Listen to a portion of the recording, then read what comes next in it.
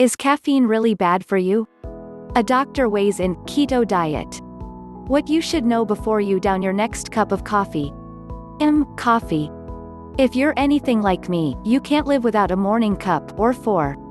But with all the fear-mongering about how caffeine might give you heart disease or cancer, you may be feeling a little freaked out about the habit.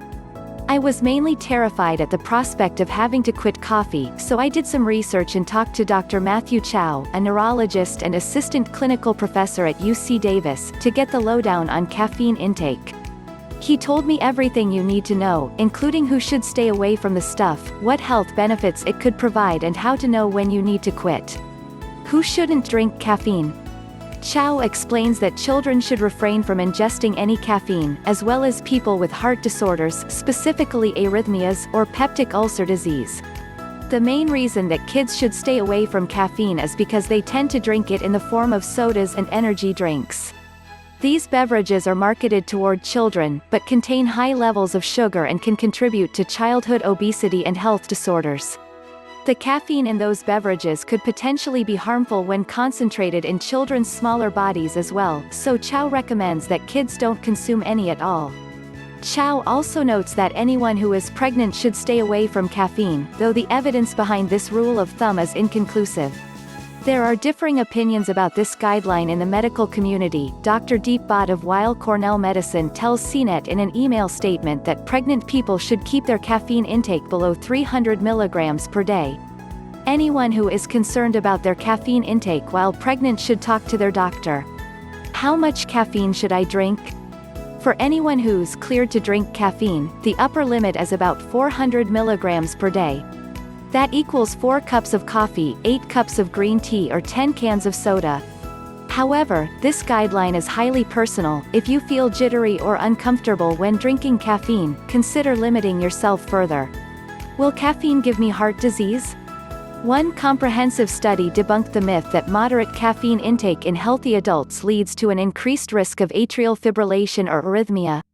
It also has not been demonstrated to raise the chance of coronary artery disease, myocardial infarction, or stroke. While caffeine causes a short-term increase in blood pressure, lasting for around 3 hours, it hasn't been shown to raise your blood pressure on a long-term basis. Still, anyone with chronic high blood pressure should talk to their doctor about consuming caffeine, or consider cutting back. Is it bad if I'm addicted to caffeine? It depends. If you find yourself physically dependent on caffeine, Chow says that it's a good idea to ask yourself why. Do you chug coffee throughout the day because you don't sleep well at night? If so, it's time to focus on getting enough high-quality rest during the nighttime instead of ordering more double-shot espressos. Again, if you're dependent on caffeine and also have a heart disorder, high blood pressure, or any other chronic health conditions, you should highly consider weaning yourself off. Chow explained that a large part of caffeine addiction is psychological. Sometimes all we really want is a warm beverage in the morning. Substituting a latte for a hot cup of herbal tea may give you that same good feeling. Other than that, if you keep your caffeine intake to a safe level, there's not necessarily a compelling reason to force yourself to quit. Those 2 cups of black coffee in the morning most likely aren't doing you any harm. Are there any health benefits to caffeine? You're probably fairly familiar with the short-term cognitive benefits of caffeine: increased concentration, memory, alertness, and attention. These advantages come from the fact that caffeine stimulates the sympathetic nervous system, meaning it activates your flight or fight response. Chow explains that people usually experience the benefits of caffeine most when they've gotten insufficient sleep.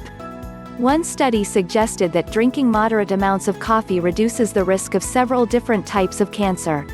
However, the mechanism behind this correlation is unclear. The lowered risk of cancer could come from the antioxidants naturally present in coffee, and not the caffeine. While the caffeine itself may be inconsequential, drinks like green and black tea contain plant chemicals that are suggested to reduce inflammation and the risk of cardiovascular disease. The bottom line? As long as your doctor clears you to drink moderate amounts of caffeine, it's a very safe substance that might even have powerful health benefits. Just make sure you're in it for the right reasons. The information contained in this video is for educational and informational purposes only and is not intended as health or medical advice. Always consult a physician or other qualified health provider regarding any questions you may have about a medical condition or health objectives.